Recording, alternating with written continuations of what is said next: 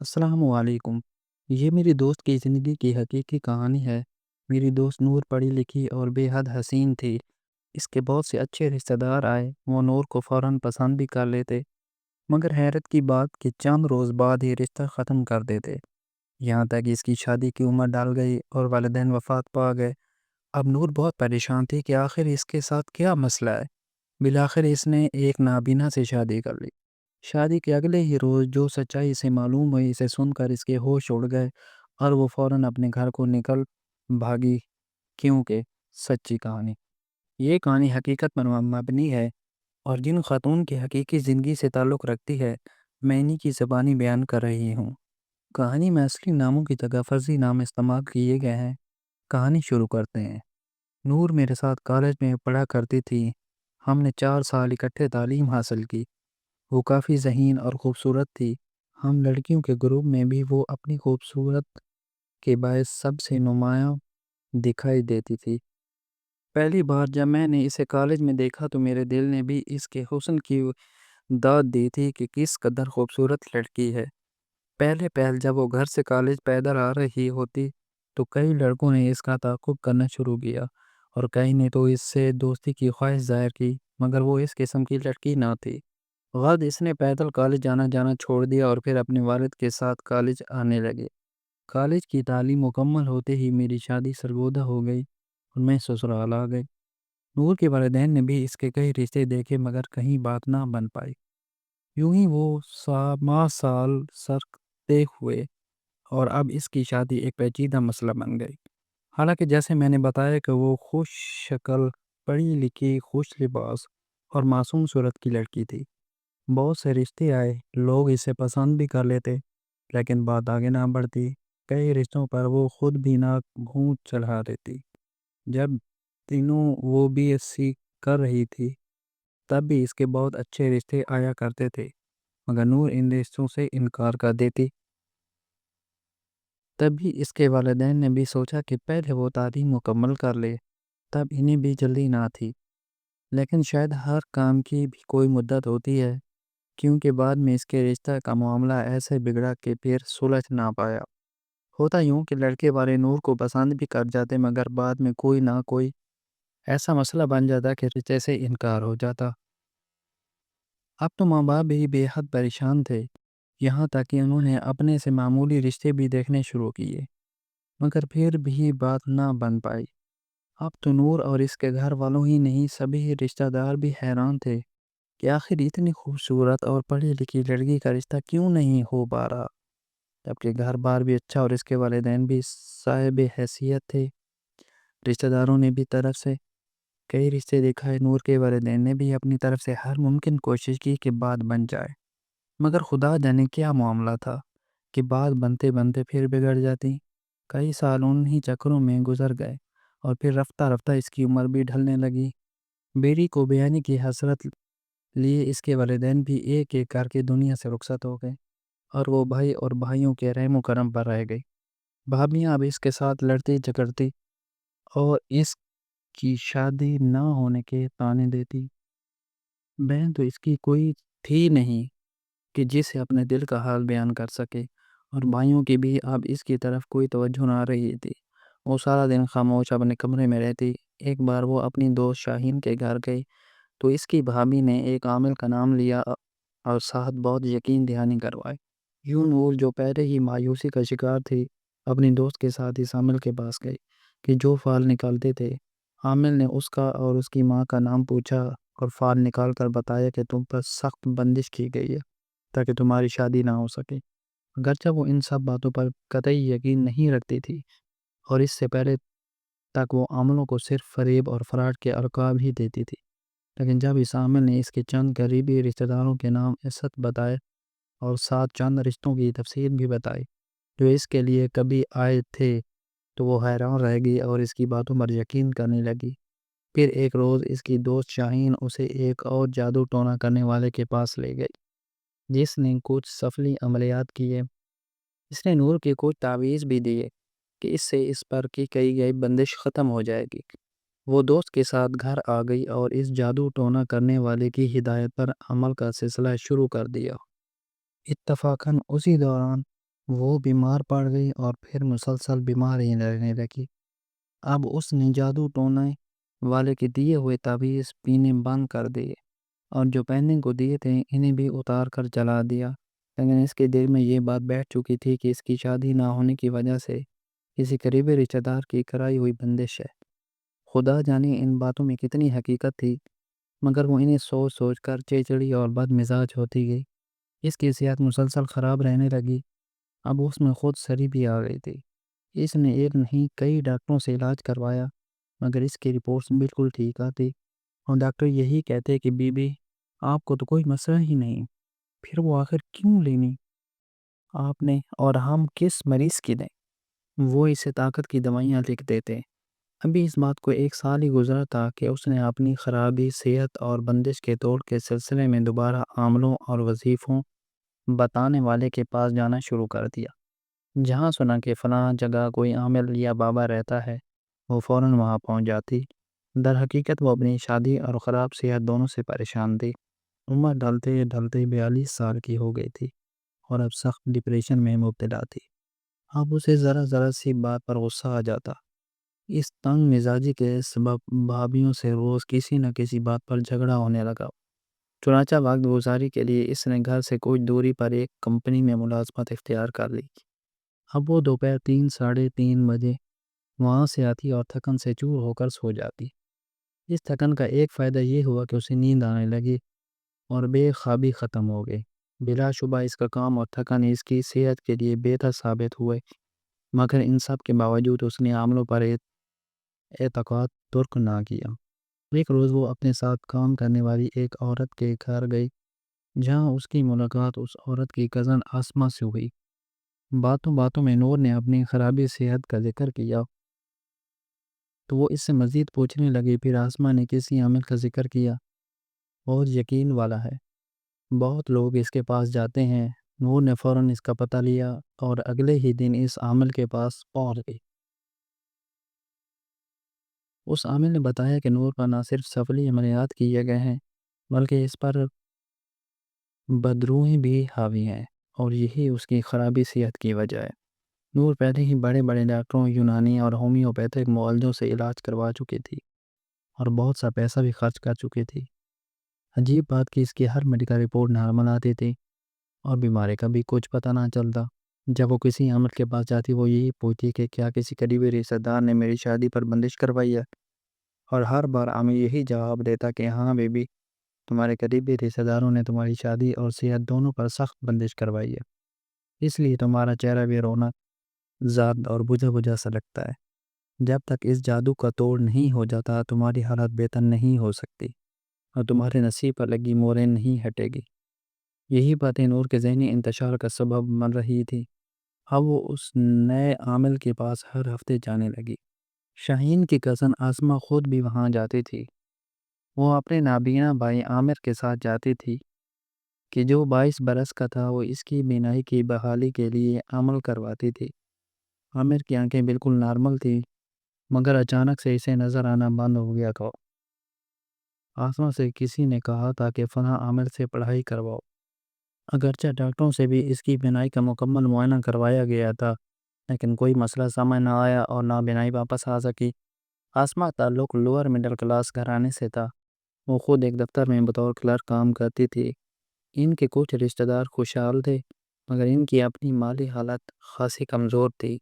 آسمہ نے بتایا کہ اس کا ایک بھائی بیرون ملک گیا ہوا تھا، مگر وہاں بمشکل اپنا گزارا کرتا ہے، اس لیے گھر کچھ نہیں بھیج پاتا۔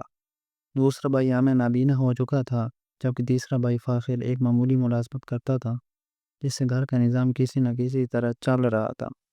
اس کا اپنا ذاتی مکان بھی نہیں تھا۔ آسمہ نے نور کو بتایا کہ اس کا بھائی عامر ایک میڈیسن فیکٹری میں ملازم تھا، جہاں دشمنی کی بنیاد پر کسی نے اسے کیمیکل ملا پانی پلا دیا، جس کے نتیجے میں وہ بینائی سے محروم ہو گیا۔ یہ بات سمجھ میں آنے والی نہ تھی کہ کیمیکل کے اثرات صرف آنکھوں پر پڑے، باقی جسم پر کوئی نقصان نہ ہوا۔ خیر عامل کے گھر آسمہ اور نور کی تفصیلی ملاقات ہو جاتی، جس کے بعد دونوں میں دوستی ہوتی گئی۔ چند ملاقاتوں کے بعد نور کو بھی عامر سے ہمدردی ہونے لگی۔ عامر صورت میں اچھا تھا اور بظاہر اس میں نابینا ہونے کے علاوہ کوئی اور خامی بھی نہیں تھی۔ آسمہ نے باتوں باتوں میں نور کے حالات پوچھے جو اس نے اس سے دوست ہونے کے ناطے کھل کر بتا دیے۔ ایک روز آسمہ نے اسے اپنے گھر آنے کی دعوت دی جسے نور نے بخوبی قبول کر لیا۔ آسمہ کے والدین، چھوٹے بھائی اور بھابھی نے نور کا خیر مقدم کیا اور خوب مہمان نوازی کی۔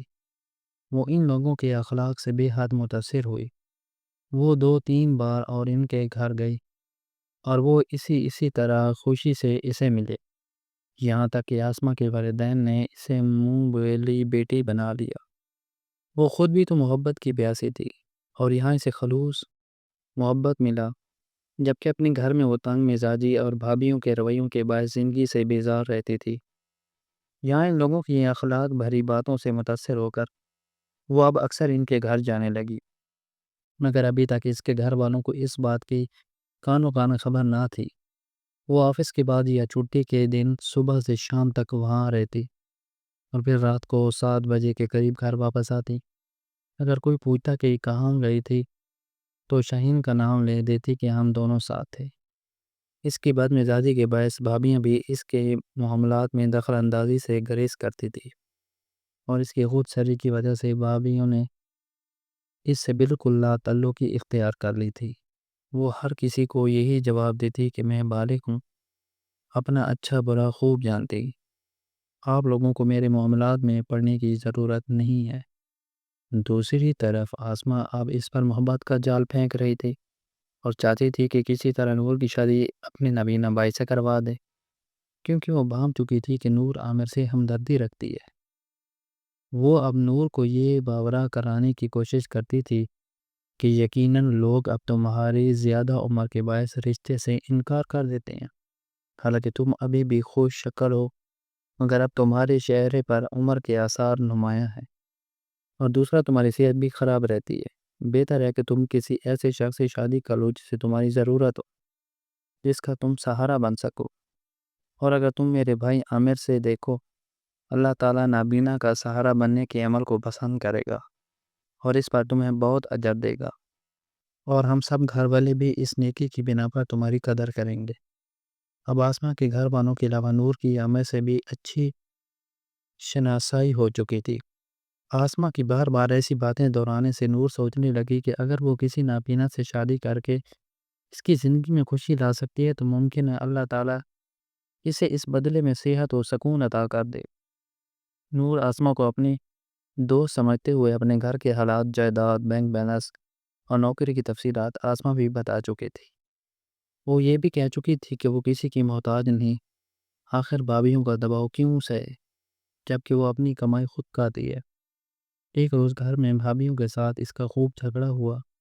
وہ اسے ساری زندگی اسی گھر میں رہنے کے تانے دینے لگے۔ اگلے روز آسمہ اس کے گھر آئی تو اس نے دکھ بھرے لہجے میں اسے سارا حوال بتایا۔ اس نے اسے تسلی دی اور پھر دونوں باتوں میں مشغول ہو گئے۔ باتوں باتوں میں اس نے اپنی والدہ کے اس کے لیے رکھے ہوئے زیورات بھی آسمہ کو دکھائے۔ اب آسمہ اسے روز تسلیاں دیتی اور وہ بھی اس پر مکمل تکیہ کرنے لگی۔ آسمہ کا خاوند بھی اسے بار بار دعوت دینے لگا۔ ان کا مقصد نور کی شادی عامر سے کروا کر گھر بیٹھے سونے کی چڑیا ہاتھ لگانا تھا، تاکہ اس کے مال اور تنخواہ سے پورا کنبہ عیش کرے اور ان کی بھی مالی حالت سنور جائے۔ نور ان کی نیت کو نہ سمجھتے ہوئے انہیں اپنا سچا ہمدرد سمجھنے لگی اور آسمہ کی باتوں میں آ کر آئے دن اپنے گھر والوں سے الجھنے لگی۔ اب اس کی عمر 45 سے بھی زیادہ ہو چکی تھی۔ وہ ابھی مسلسل آسمہ کے گھر جاتی اور وہیں سکون محسوس کرتی، حالانکہ آسمہ کے علاوہ وہ لوگ کبھی اس کے گھر نہ آئے تھے۔ آسمہ نے اسے سمجھا رکھا تھا کہ فی الحال اپنے گھر والوں کو یہ مت بتانا کہ تم ہمارے گھر آتی جاتی ہو، بلکہ شاہین کا نام لینا، کیونکہ وہ تمہاری پرانی دوست ہے اور تمہارے گھر والے انہیں برسوں سے جانتے ہیں، اس لیے انہیں زیادہ اعتراض نہیں ہوگا۔ ایک روز بالآخر نور کی بڑی بھابھی نے اپنے شوہر سلیم سے کہا کہ تمہیں معلوم بھی ہے کہ تمہاری بہن اب روز رات کو 9 بجے گھر آتی ہے۔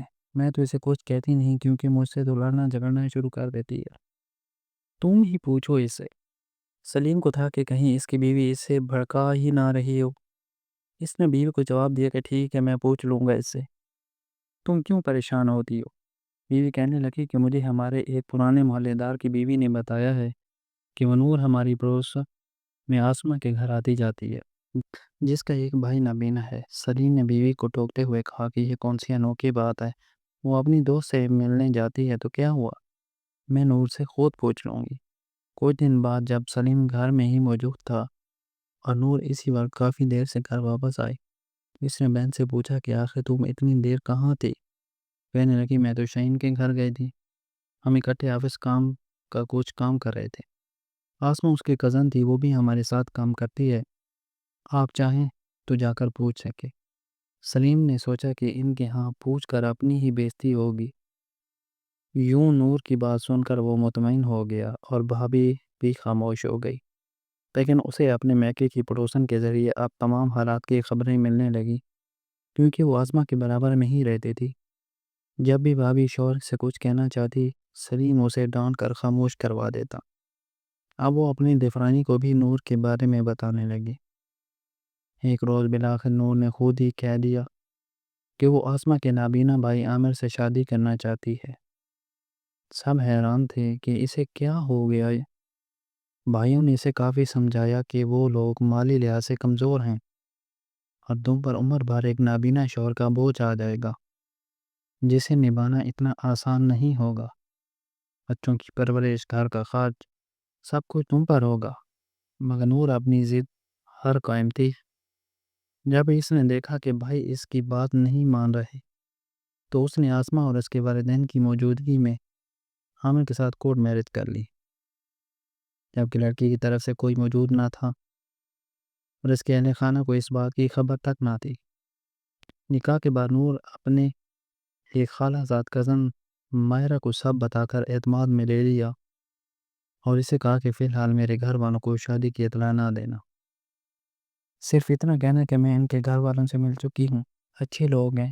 یوں ماہرہ نے بیت میں پڑھ کر ان کے رشتہ دار کی راہ ہموار کی۔ انہی دنوں عامر کا بیرون ملک مقیم بھائی واپس آ گیا۔ گھر والوں نے اسے تمام صورتحال سے آگاہ کیا اور اس نے باپ اور ماں کے ساتھ ماہرہ ہی کے ذریعے نور کے بھائیوں کو رشتہ بھیج دیا۔ جب بھائیوں نے نور سے پوچھا کہ کیا یہ واقعی تم ایک نابینا شخص سے شادی پر آمادہ ہو، تو وہ کہنے لگے کہ ہاں، میں انسانیت کی خاطر یہ نیکی کرنا چاہتی ہوں، باقی جو میری قسمت میں ہوگا دیکھا جائے گا، میں خود اس کی ذمہ دار ہوں گی، میں برسہ روزگار ہوں، آپ لوگوں پر مالی بوجھ نہیں ڈالوں گی۔ ماہرہ نے بھی نور کے کہنے پر عامر کے کردار کی خوب تعریف کی۔ یوں بھائیوں نے یہ سوچ کر کہ اب نور کی شادی کی عمر نکل چکی ہے اور اب وہ اس رشتے پر بازد ہے تو یہ اس کا رد عمل ہے، وہ ایک نابینا کو بھی قبول کرنے پر تیار ہے۔ یوں یہ رشتہ منظور کر لیا گیا۔ نکاح کے وقت لڑکے والوں نے کہا کہ ہمیں نہ کچھ لینا ہے نہ دینا، بس آپ اپنی بہن کو سادگی سے بغیر کسی جہیز کے رخصت کر دیں۔ یوں بھائیوں نے بہن کی خوشی کے لیے اسے ایک نابینا شوہر کے ساتھ رخصت کر دیا۔ شادی کے بعد نور چند دن سسرال میں ہی رہی اور وہ کافی خوش بھی تھی۔ پھر ایک روز اچانک شوہر کے ساتھ میکے آئی تو بھائی اور بھابھیوں نے خوش دلی سے اس کا استقبال کیا۔ 3 دن گزرنے کے بعد وہ لوگ واپس چلے گئے، مگر وہ 2 دن بعد پھر دوبارہ آ گئے اور بتایا کہ مالک مکان نے عدالت سے مقدمہ جیت کر ان سے گھر خالی کروا لیا ہے اور اب ان کا سارا سامان گلی میں رکھ دیا ہے۔ عامر کے والدین اور دوسرے بہن بھائی حاضری طور پر بڑے بھائی کے سسرال میں رہنے کو چلے گئے ہیں اور نور اپنے شوہر کے ساتھ میکے آ گئی ہے۔ نور نے بھائیوں سے کہا کہ میں جیٹ کے سسرال میں نہیں رہنا چاہتی تھی، جب تک میرے سسرال والے کوئی معقول رہائش تلاش کر لیں آپ ہمیں اپنے گھر میں اوپر والا پورشن رہنے کو دے دیں۔ ایسے موقع پر بھائی بھلا کیا کہتے، یوں انہوں نے بہن کو اوپر کا حصہ رہنے کو دے دیا، کیونکہ ایسے وقت میں وہ ایک نابینا شوہر کے ساتھ اور کہاں جاتی۔ دوسرا فائدہ یہ بھی تھا کہ نور کا آفس کہ جہاں وہ ملازمت کرتی تھی میکے کے قریب تھا، جس سے آنے جانے میں آسانی ہوتی تھی۔ البتہ چھٹی کے دن وہ عامر کو لے کر سسرال جاتی تاکہ وہ اپنے والدین سے ملاقات کر سکے۔ 2 ماہ گزر گئے اور عامر کے ماں باپ کا کوئی پتہ نہ چلا۔ پھر 2 ماہ بعد مزید بیت گئے۔ وقت کے ساتھ ساتھ نور کے چہرے سے رونق اور خوشی غائب ہوتی گئی۔ ایک روز بھابھی نے پوچھا تو اس نے بتایا کہ ساسو نند کا کہنا ہے کہ تم امیر گھر سے تھی، پھر بھی جہیز میں کچھ نہ لائی۔ اپنے والد کی جائیداد سے مکان کا حصہ لو، کیونکہ ہمارے پاس رہنے کو اپنا گھر نہیں ہے، اور اگر کرایہ کا گھر مل بھی گیا تو اتنے بڑے کنبے میں تمہارا رہنا مشکل ہوگا۔ نور پر بھی ان لوگوں کا نہ جانے کیا جادو تھا کہ وہ ان کی بات کو ہی حقائق سمجھتی تھی۔ بتاتی چلوں کہ نور کی کزن ماہرہ نے رخصتی کے وقت نور سے سختی سے کہا تھا کہ ابتدا میں نہ تو سسرال میں قیمتی جوڑے یا زیورات لے کر جانا اور نہ روپے پیسے۔ پہلے ان کا برتاؤ دیکھو اور انہیں پرکھو، پھر آگے جو ٹھیک لگے کرنا۔ نور نے اس بات پر عمل سمجھ بوجھ سے کیا، جبکہ آسماں اور اس کے والدین نور کی کم عقلی کو پرکھ چکے تھے اور امید کر رہے تھے کہ نور کچھ اثاثے زیورات یا بینک بیلنس ساتھ ضرور لائے گی تاکہ وہ کوئی کاروبار کر سکیں یا پھر گاڑی خرید سکیں۔ تبھی انہوں نے گھر خالی کروانے والا ڈرامہ کیا تھا، کیونکہ نور کی فیملی لوگ امیر تھے، مگر نور صرف ایک سادہ لال جوڑے اور شادی کے وقت پہنایا گیا آرٹیفیشل سیٹ ہی لے کر آئی۔ اب آسما کے گھر والوں نے تقاضا شروع کر دیا کہ بھائیوں سے مکان کا حصہ لو اور اپنے بینک بیلنس سے فاخر بھائی اور اپنے سسر کے ساتھ کاروبار شروع کرو، کیونکہ عامر تو کچھ کر نہیں سکتا۔ اس طرح تم لوگ ماہانہ منافع سے سکون سے گزارا کر سکو گے۔ مگر نور کے بھائیوں نے اس سے صاف انکار کر دیا اور بہن سے کہا کہ جو تمہارے مکان کا حصہ ہے وہ تمہیں مل جائے گا، لیکن ابھی تقسیم کا وقت نہیں ہوا۔ جس گھر میں ہم سب اکٹھے رہ رہے ہیں، گھر بک گیا تو سب تتر بتر ہو جائیں گے۔ اگر تم اس گھر میں رہنا چاہتی ہو تو شوہر کے ساتھ جتنا عرصہ چاہے رہو، ہم ابھی تمہیں کوئی حصہ نہیں دے سکتے۔ عامر بھی یہ سن رہا تھا مگر وقت خاموش رہا، لیکن دوست بن کر آسما اور منہ بولے والدین بن کر آسما کے ماں باپ کا نور سے یہ مطالبہ تھا کہ اپنے حصہ لے کر نیا گھر خریدو تاکہ تم عامر میرے والدین اور ہم سب اکٹھے رہ سکیں۔ اگر تمہیں منظور نہیں تو پھر یہ شادی ختم ہی سمجھو۔ جب نور نے کوئی رد عمل نہ دیا تو بالآخر ایک روز آسما نے کہہ ہی دیا کہ ہم نے تمہارا رشتہ اس لیے لیا تھا کہ تم ہم سب کا خیال رکھو گی۔ میرے بوڑھے والدین عامر اور تم سب ساتھ رہیں گے، جبکہ دوسری طرف نور کے بھائی کہتے تھے کہ ہم ایک نابینا بہنوئی کا تو خیال رکھیں گے، لیکن اس کے پورے گھرانے کو سنبھالنے کی ذمہ داری ہماری نہیں، ان کو ان کے دوسرے بیٹوں کو سنبھالنا چاہے۔ اس رویے سے اختلاف پیدا ہو گیا اور نور سسرال واپس نہ گئی۔ جاتی بھی تو کیسے اور کہاں، کیونکہ وہاں رہنے کو گھر بھی نہیں تھا۔ عامر نے بھی کچھ دن بیوی کے پاس قیام کے بعد اپنے والدین کے ہاں جانا ہی مناسب سمجھا، لیکن اسے معلوم نہ تھا کہ یہ جدائی عارضی نہیں بلکہ دائمی ہوگی، کیونکہ جب آسما اور اس کے والدین نے اپنے مقاصد حاصل نہ کیے جن کی خاطر انہوں نے نور کا رشتہ لیا تھا تو وہ اس پر سخت برہم ہوئے۔ ان کا کہنا تھا کہ نور 45-46 سال کی ہے اور اوپر سے بیمار بھی، جبکہ ہمارا بھائی 22-23 سال کا ہے۔ اس عمر میں اتنی بزرگ اور بیمار بیوی سے اسے کیا سہارا ملے گا؟ ایک وقت آئے گا جب یہ عورت بوڑھی ہو جائے گی اور ان کے بیٹے کو کون سنبھالے گا؟